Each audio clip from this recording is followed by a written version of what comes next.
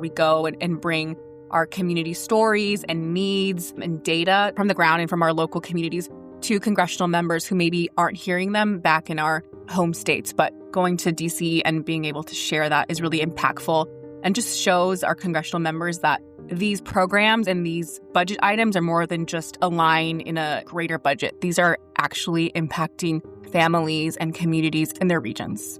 This is Hourglass, the podcast for United Way of King County in Seattle.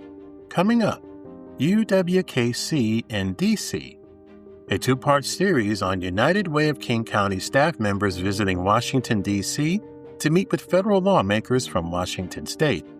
Today's second episode looks at our recent visit to the United Way Worldwide Advocacy Forum and Capitol Hill Day in D.C.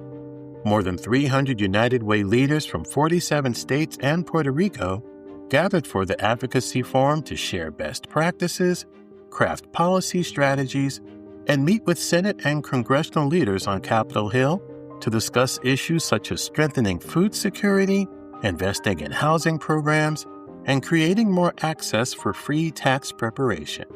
Hourglass sat down with United Way of King County's Amanda Sandoval and Connor Walsh and Jim Cooper of United Ways of the Pacific Northwest about expectations before the event and reflections after speaking to lawmakers. We will also spotlight two upcoming United Way events, Pack the Bus and Happy Hour and Hellos. I'm your host, Joe Burris. Thanks for tuning in. Most people who visit Washington, D.C. for sightseeing tour venues such as Smithsonian, the National Archives, or the National Mall, but folks should schedule a visit to the U.S. Capitol and walk the corridors that house the offices of Senate and Congressional leaders, including the Russell Senate Office Building and the Longworth House Office Building. It is on the walls of those corridors that many lawmakers convey their passions and political leanings right outside their office doors. They fly flags and post photos, memorabilia, signs, and artifacts. Others leave spaces on their walls for visitors to post sticky notes, conveying sentiments on practically any topic. The Capitol building corridors are as long as a football field. Many are dimly lit and often bustling with people of all walks of life eager to capture the undivided attention of lawmakers and their aides. 2 weeks ago, those corridors were occupied by 300 United Way leaders from 47 states and Puerto Rico as part of United Way Worldwide's annual Advocacy Forum and Capitol Hill Day. United Way leaders and staff gathered in nearby Arlington, Virginia to share best practices and policy strategies, then met on the Hill with Senate and Congressional leaders to discuss issues such as strengthening food security, investing in housing programs, and creating more access to free tax preparation. At United Way of King County, we advocate for policies that address the drivers of systemic inequities while encouraging our lawmakers at every level of government to reinvest in proven programs and initiatives that serve our most vulnerable neighbors. We took part in Advocacy Day as part of a Washington state contingent that included staff from the Olympia-based United Ways of the Pacific Northwest, which works to build stronger and more resilient communities across Washington, Oregon, and Idaho. United Way of King County staff stopped by the offices of lawmakers serving districts in King County and other parts of our area, and we shared stories that we've seen on the ground from people we are proud to serve and advocate for. This episode of Hourglass is the second of two covering our visits with federal lawmakers from Washington State. For this episode, we sat down with Amanda Sandoval, United Way Director of Systems Change and Public Policy, Connor Walsh, United Way Associate Director of Public and Private Partnerships, and United Ways of the Pacific Northwest President and CEO Jim Cooper about expectations before the event, reflections after speaking to lawmakers, and what's next for our advocacy work. We begin with Amanda, who spoke about expectations for the Advocacy Forum and Capitol Hill Day on the eve of our visit to D.C. This is an annual event that United Way Worldwide puts on, and it brings together all of the United Ways across the nation in D.C., and it's a usually 3-day event that is an opportunity for us to learn from each other, hear what's going on in other states and what their priorities are, strategies that have worked, and also a way for the United Way network to share best practices and really build power to work on a federal agenda. So United Way Worldwide and the greater network put together a shared federal agenda. And then, of course, several United Ways, including ours, also have their individual federal agenda that's really based on community feedback and what's going on in our own states. And so we do some conversating, some training, coalition building with our network. And then we end with a Hill Day where we will go and talk to our congressional members. And that's really where a lot of the work happens. And it's where we go and bring our community stories and needs and data from the ground and from our local communities to congressional members who maybe aren't hearing them back in our home states. But going to DC and being able to share that is really impactful and just shows our congressional members that these programs and these budget items are more than just a line in a greater budget. These are actually impacting families and communities in their regions. So, great. Can you just tell people just a gist of United Way's federal agenda? What do we advocate for in those spaces? Yeah. So, United Way of King County is focusing on several things, but three kind of big program areas that are important to us, and that's food funding, and specifically hoping to pass a new farm bill this year. And so really working closely with partners to mark that up and make sure we protect as much funding as possible for SNAP and WIC. We've seen a lot of cuts to that program and have really seen the impacts here in King County. Also, we're really worried about all of these rules coming down from HUD and how inaccessible and how unequitable the rulings have been for just different federal housing programs. And so hoping to really uplift stories and really show the congressional members how many families are at stake of losing housing here in the county. And thirdly, one thing that we're really known for is our free tax sites. And so we're going to talk about the volunteer income tax assistance funding, which we get from the federal government, and making sure that that funding is safe and continues to be expanded. And as we know, specifically, in Eastern Washington, in outside of city proper, it's a lot harder to access those sites. And so we're hoping to get some additional funding and really make it accessible for everybody. Okay. So talk about, Amanda, the last time you went to the Advocacy Forum, which of course happened every year. Yeah. The last time we went, it was a really great experience. We went with some of our United Way Pacific Northwest partners. And I think, funny enough, a lot of the same issues that we're talking about this year are the ones that we talked about the last time, which is a little hard that, we continue to go back every year and fight for the same issues. But it was a really great experience. And the last time was my first time going with United Way. And it was great to be in a room with a network that is building power and also has a lot of these same programs, but also to learn from each other and really see, what worked in this other state and what we can borrow from them. And then always really great to be able to talk with our congressional delegation. Obviously, it's nice to do it in our home state, but going to DC, I think, is just a different level of interaction. And you kind of get that insider knowledge and insider conversation. Yeah. Now, and speaking of which, we just got an $800,000 funding from Senator Murray. We work close with so many of the other ones. So for us, it really is a continuation. But what is the sweet spot in all of this? How do you get someone who is in Washington to really understand what their constituents are going through back home? Yeah, I think, people think you have to go to DC to have these conversations, which I don't think you have to. Really want to emphasize that our congressional members work for us. And so reminding people that we voted for them to represent us in the other Washington. And so they love to hear from constituents. And I don't think, quote unquote, normal people do it as much as they should. And there's so many opportunities. There's always meet and greet coffee situations. You can invite them, if you work for you can invite them to your organization or any event. And the senator or representative may not come, but they will send someone. And I do think they really do like those opportunities to understand what's going on. And I think having data and having those real stories is going to really hit home for them, because a lot of times, they're discussing these huge budget packages and they get so into it, they forget that, this isn't just $10 million.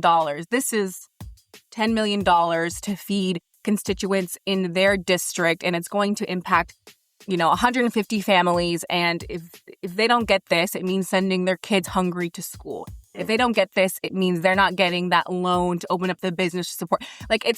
So making them understand that, hey, this is more than just a budget line. This is impacting your constituents. This is impacting the community. This program is critical, and it's the difference between if that family eats today or not.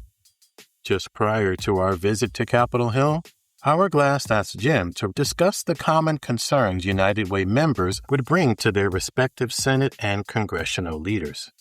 The thing that unifies us all in the message is actually the ALICE report, which stands for Asset Limited, Income Constrained, Employed. Mm-hmm. It's a study of working families combating that the federal poverty line is just an outright lie. And so if we can tell Congress about the reality of what it costs to live on the ground in their communities for working families, they'll maybe more inclined to make policies that help them, right? And, outside of that, we all want to see enhancements to basic food and the SNAP program. Mm-hmm. We want to see better tax credits for working families, because we know when we put cash assets in their pocket, they spend them the right way and they help build the economy in our communities.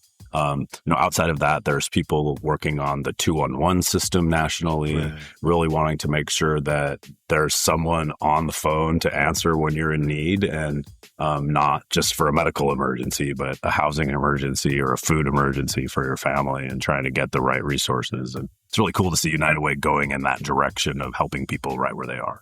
Now, I know we've had conversations at United Way of King County with just how much what happens at the federal level, particularly recently, trickles down to the state lawmakers and then the city and county lawmakers. How do you get our delegation to hear and understand that? Yeah, I think people talk about how big United Way is. And, we're a few $1 billion globally. And if we look at the health and human services budget, it's in the hundreds of billions of dollars. And so if we spend a little bit of our time trying to advocate where those federal dollars go, it can really help community. But it also can work on the opposite side of that coin, right? And so if you have a federal government that's not wanting to put money out in community like they have in the past, then we have to scramble at the state level and at the community level. And so I think the message is we're all in this together. We need everyone in our communities to succeed and have a little bit of money in their pocket at the end of the month so that all of the parties meet their goals. Great. We visited the U.S. Capitol on the same day that Britain's King Charles addressed Senate and congressional leaders there. And while the U.S. Supreme Court handed down a key ruling on a case in Louisiana that targeted the Voting Rights Act of 1965, the farm bill that Amanda spoke about also passed in the House the day after our visit with congressional leaders. Our visit also came just days after a shooting near the White House Correspondents' Dinner at the Washington Hilton. There were barricades and a heavy law enforcement presence outside the Capitol. Inside, the halls were bustling with lawmakers scurrying from one meeting to the next, school children on class trips, lobbyists chatting with congressional aides, and people from all walks of life taking selfies in front of congressional leaders' offices. We managed to get some quality FaceTime with our delegates, and Connor later sat down to discuss some takeaways from the visit. I think the thing that is most interesting is first going over from Crystal City, where you have the high-rise hotels. It kind of reminds me of the east side over there with Bellevue. Exactly. But then the weird thing is when you go across the river, right, there are no tall buildings, right? There are all sorts of height restrictions. Right. But what I found very, very interesting is our country is a very diverse place, right? Mm-hmm. So as we walk down the hallways, you could see what Congress members cared about by what they put in front of their door. Right. Outside of just their state flag and the American flag, maybe they want something related to football. Maybe they want something, related to the geographic region that they're in. So, for example, in Washington State, you might see a lot of stuff with Mount Rainier or thing with the Cascades or the Olympics. But I think it was really what I found most interesting is just walking the halls of the Capitol, whether you're in House buildings or Senate buildings, because I think that gives you a sense of what Congress members care about showing publicly. Right. And I think a fascinating example of that is going by Rep. AOC's office. Oh, my goodness. Right? The office is covered floor to ceiling, probably spanning 20 feet wide, sticky notes, just from local constituents, probably folks from around the world, right? Like, these are public spaces. You got to go through security. You've got to get on a list. You got to talk to a scheduler. But again, anybody can kind of walk through these halls. These, as I think we would hope to see these are the people's houses, right? Like, these folks are here to represent us. And lots of sticky notes, hundreds of sticky notes. And I thought that was an interesting metaphor of, hey, this is what I care about. I'm going to put it on the door of a Congress member. Right. Whether all of those are read, I mean, that's a good question. But I think that it was very interesting to look at that and perhaps contrast it with a door that doesn't have a lot there. And every Congress member, senator cares about things differently. But I found that to be a really interesting visual that I think, in my opinion, speaks volumes about priorities, values, et cetera, for Congress members. Now, speaking of priorities, we had an opportunity to sit down in front of some lawmakers and some lawmakers' aides, and, we pack a pretty loaded agenda. Talk about some of the things that you spoke with our electeds about, and how did you prioritize? Yeah, so first and foremost, we do our best to plan beforehand. But that's the challenge with federal work. I think especially in the federal environment that we find ourselves in today, a lot is happening all of the time, and things are changing all of the time. So, for example, when we went over, there was unfortunately the White House Correspondents' Dinner and the shooting that happened there. That happened 2 days prior. So that was on Saturday. Then we had the king coming to visit just a couple days later. Budget time for senators was now. And there were just a lot of things going on. So on our end, we knew that we wouldn't have a lot of time with Congress members. It might be 10 or 15 minutes. And so we tried to distill down things from our federal agenda and also braid it into what's happening right now. So, for example, folks were considering the Farm Bill. Well, that already passed the House, right? But we met with Congress members to lobby them to vote against the Farm Bill for a few reasons, right? Like, we know that there's a lot of good information in there that farmers are probably looking for, and that there are lots of different stakeholders looking for. And at the same time, that bill basically kept things status quo post H.R. 1 with all of the changes from the big, beautiful bill that unfortunately created a lot of harmful policies that we at United Way of King County care a lot about. And one of them was the state cost share, right?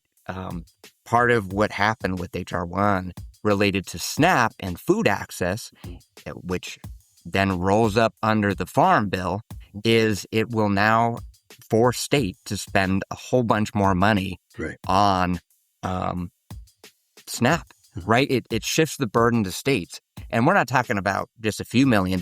We're talking about a few $100 million. And so when the state of Washington is dealing with a state deficit, when the county is dealing with a deficit, when the city of Seattle is dealing with a deficit, we need a strong federal partner, I think is a way to say it candidly and to be frank about it. So when we were there having conversation with Congress members, we were talking about some of the harm that's in keeping the Farm Bill status quo and how it will impact families here in King County and across the state of Washington. So that was certainly one priority of ours to just highlight the value of what SNAP provides and also talk about the fact that it's also a very small benefit. Right. I mean, sometimes folks might think, oh, it must be thousands of dollars a month. The benefit is quite small, and the return is huge for working families, and in particular, supporting children. Right. You know, I think something that we found valuable to talk about is for us at United Way, we think about making sure we're supporting some of the basics. And related to the Farm Bill and SNAP, one of the basics is making sure that kids who are going to school have access to meals. Right. It seems kind of like a 101, but if you're not able to have breakfast that day or have lunch, or, you know, maybe your last meal was the previous day during lunch, the kid's not going to be successful in school, right? I mean, that's just a 101. We joked with Congress members about, you know, the fact of, well, what would happen if I personally didn't even have my coffee in the morning? Exactly. That'd be a big deal, right? Like, I wouldn't be able to show up well for this conversation right now, for example. That was a priority we talked about, and I believe that Congress members appreciated our honesty, even though some members of the Washington State delegation voted yes for the Farm Bill. We were able to really get across some of our concerns and talk through maybe we want to work to delay some of when that cost share might be affecting the state of Washington. Work to fix our error rate, for example. Right. So that was certainly a priority. Amanda, who oversees our public policy work, she was there to also talk about our housing priorities. Right. And one of our priorities there is just real concern around HUD changes. And whether we're talking about mixed status, whether we're talking about rules that prioritize certain folks. I mean, just there's a lot that we are concerned about related to housing. And Amanda was able to, I think, really eloquently talk through, you know, why it matters to think about how these housing changes may really negatively impact folks. So housing is a priority of ours that we talked a little bit about as well. And then one of my favorite things to talk about, because I don't want someone to spend $300, $200 going to a paid tax preparer when first of all, this is an obligation that we have to do. You know, we worked, we've got to pay our taxes. I shouldn't have to also spend $200, $300 when I've got, you know, a W-2, you know, maybe a little bit of bank interest. It should be easy and it should be free. And so in those same conversations, we talked about affordability and, you know, related to affordability, we should take this $200 or $300 costs off of people's plates. And the way that we have been successful in doing that at United Way of King County is we've been running one of the largest free tax preparation programs for the past couple decades in the entire country.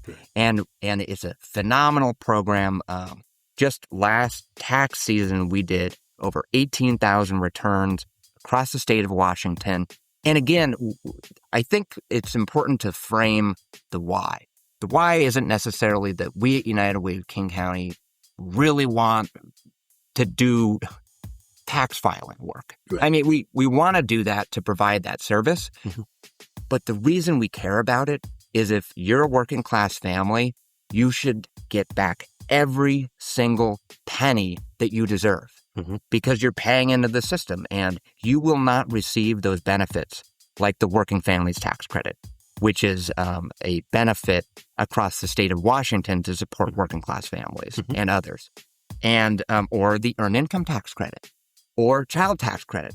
All of those dollars should be going back into the pockets of families to support the success of the entire family unit. And so that is a priority that we talked about with Congress members.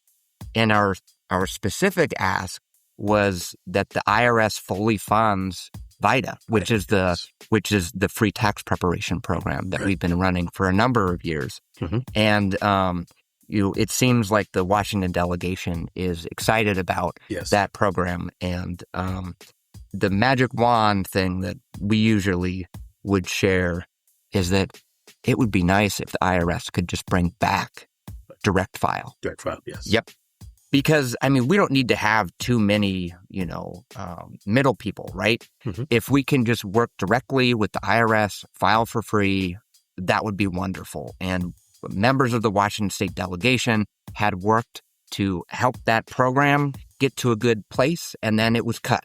So that is something that we also shared as our, if we're able to magically make something happen, IRS direct file would be a wonderful way to, one, make sure more folks file their taxes, but two, for working class families, they should be getting back those refundable tax credits. Right. After our day on the Hill ended, Amanda reflected on our advocacy effort there and discussed what's next. What was really good to hear was we're aligned. The issues that we're hearing from our community members in King County is what other community members are sharing from all parts of Washington State. And that's what our delegation is saying, that all of the, same basic needs programs that we are fighting for is what everyone else is worried about. Food, housing, tax, education, childcare, all of these things. And, everyday Americans, everyday Washingtonians are struggling to just put food on the table, keep the lights on, and it's going to get harder and harder. But excited to hear that our delegation is fighting and they are, proposing things and they're voting no on really harmful bills. And we were really able to share real stories from real people that we serve and share the data. Also really excited to hear about, again, some of the bills that they are proposing and just new ways to connect. Everything from like zoning and housing and marking up different bills that are going to be introduced in the fall. And then even down to like, hey, we wanted to hear from you all. What is United Way of King County hearing? What are events that we should be going to? Who should we be talking to? Where should we be at? And so I'm really happy that we were able to do that back and forth and not only make asks of them, but it was nice to know that, they rely on us and what we're sharing with them is just as important. So where do we go from here? We keep fighting against these really harmful bills. We keep sharing information, and we're going to keep showing the real impact that these bills are having in our community, and we're not going to give up. For more information about United Way of King County's advocacy work, log on to uwkc.org, click on What We Do, and click on Advocacy. Join us on June 10th for United Way of King County's next Happy Hour and Hellos event, slated for the 8 Bells Winery in Maple Leaf.